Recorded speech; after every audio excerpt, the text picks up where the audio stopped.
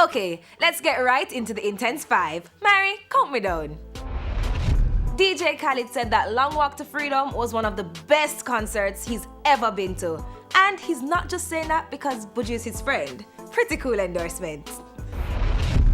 So last week, everyone was talking about the IG post Marcus Mary made dissing his father before the big show. Well, on Monday, it looks as though everything was squashed. Marcus apologized and posted a pic of him with his father. Family every time. Marcus Mary is denying a relationship with the angel. Lord have mercy. Rumors have been circulating, but the producer said nothing no go so.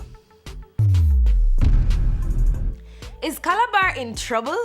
The Champs Champion School is under the microscope after a teacher reported being beaten by 2 top athletes in December.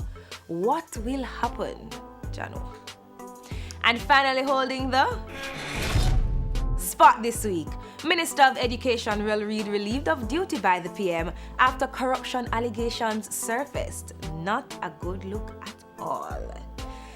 That's it for the Intense 5. Remember to follow us on IG and Facebook at TVJ Intense. Up next, Liquid and Sanjay Hola Reason. We soon come.